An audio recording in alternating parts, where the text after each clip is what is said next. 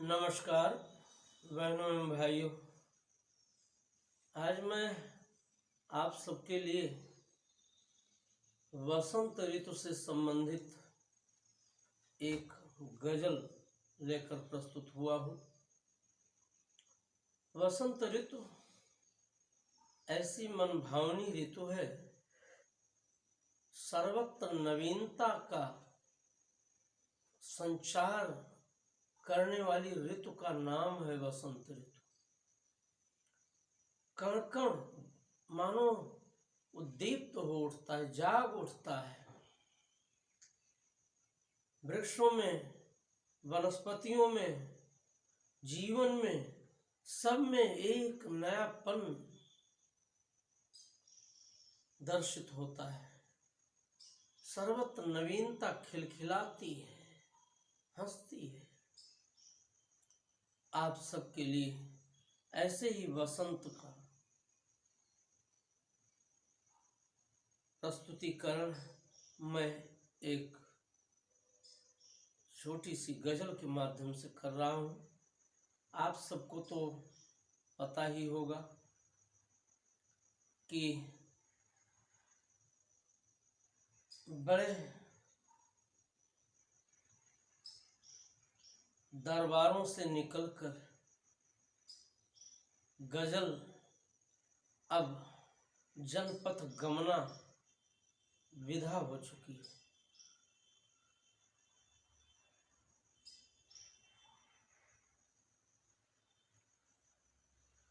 गजल शब्द की व्युत्पत्ति वस्तुतः गजाला शब्द से हुई। फारसी में गजाला मृग की आंख को कहते हैं। जैसे मृग की आंख मनोहर होती है, ठीक उसी तरह से गजल गायकी की अनुभूति भी मनोहर होती है।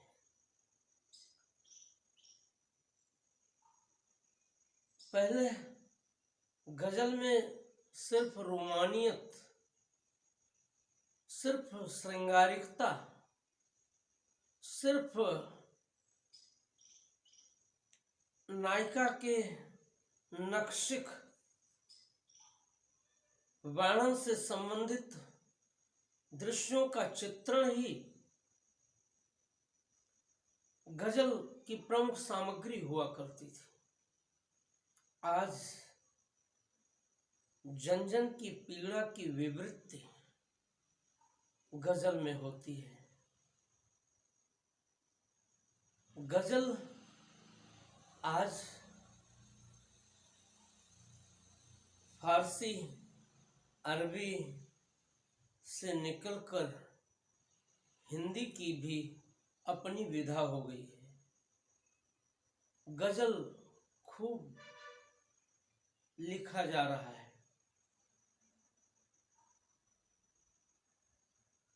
गजल के जो तात्विक रचनाकार हैं वे उसकी पूरी प्रक्रिया का ध्यान रखते हुए गजल लिखने का कार्य करते हैं।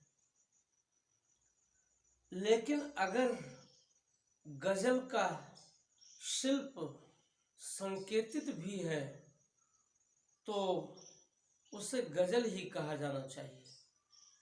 मैं इस पचड़े में न तो लोगों को डालना चाहता हूँ, न स्वयं उसमें पढ़ना चाहता हूँ कि ये हिंदी की गजल है, ये उर्दू की गजल है, ये फारसी की गजल है, ये अरबी की गजल है। गजल एक शिल्प है, एक विधा है, अपने भावानुभूति को प्रकट करने का माध्यम है। तो चाहे जिस अनुकूलित भाषा में, जिसके की माध्यम से गजल की प्रस्तुति हो सके, गजल शिल्प की प्रस्तुति हो सके और उसमें जो कुछ भी भाव अनुप्राणित है वो लोगों के लिए बोधगम्य बनकर अग्रसर हो सके, तो उसे गजल कहा जाना चाहिए। मैं इसी अवधारणा के अनुसार कुछ गजल एक एक करके प्रस्तुत करना चाहूँगा। सबसे पहले वसंत ऋतु से संबंधित गजल आप सब सुनने की कृपा करें। जिंदगी के द्वार फिर आ गया वसंत, जिंदगी के द्वार फिर आ गया वसंत, वन उपवन बिचु छा गया वसंत, वन उपवन बिचु छा गया वसंत। कण कण में हुलास उठने लगा, कण कण में हुलास उठने लगा, फिर से पलाश को लुभा गया वसंत। कण कण में हुलास उठने लगा, फिर से पलाश को लुभा गया वसंत, फिर से पलाश को लुभा गया वसंत। जिंदगी के द्वार फिर आ गया वसंत, वन उपवन बिचु छा गया वसंत। तरुओं को नावों नावों को पलों सजा, तरुओं को नावों नावों को पलों सजा, आम नीम महुआ को भा गया वसंत, आम नीम महुआ को भा गया वसंत। जिंदगी के द्वार फिर आ गया वसंत, वन उपवन बिचु छा गया वसंत। बोरियम राई का भी झूम रहा मन, बोरियम राई का भी झूम रहा मन, अलियों को प्रातः ही बुला गया वसंत, अलियों को प्रातः ही बुला गया वसंत।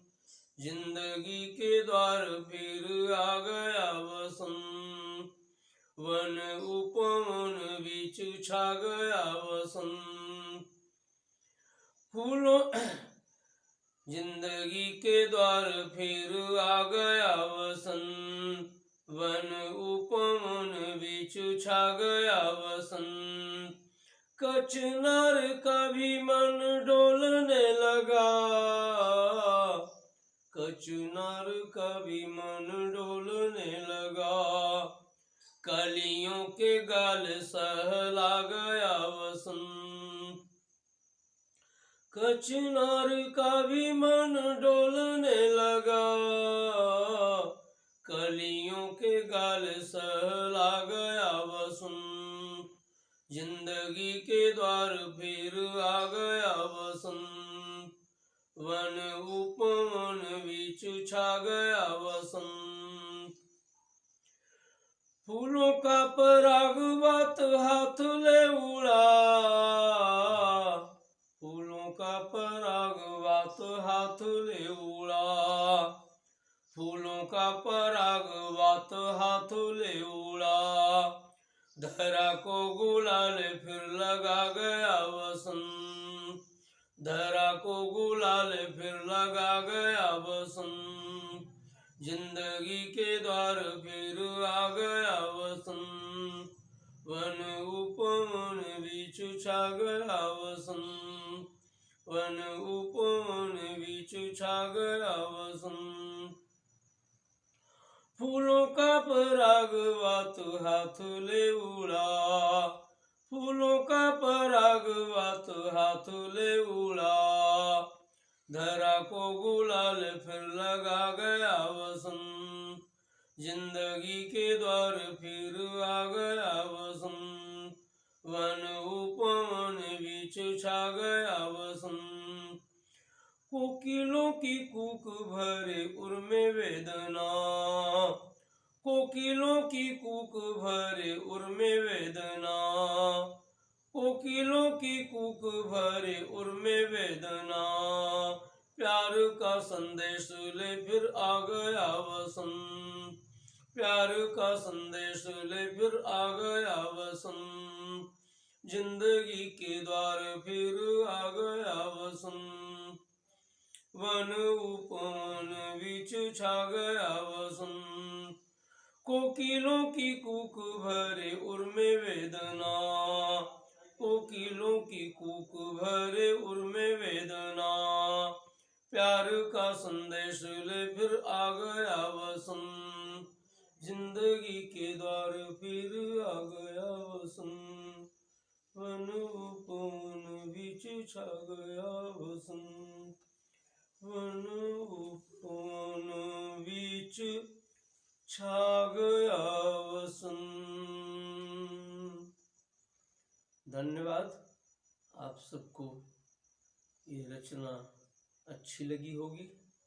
ये रचना मेरी कृति पंच प्रवाह में संकलित है और उसी से मैं प्रस्तुत भी कर रहा हूँ।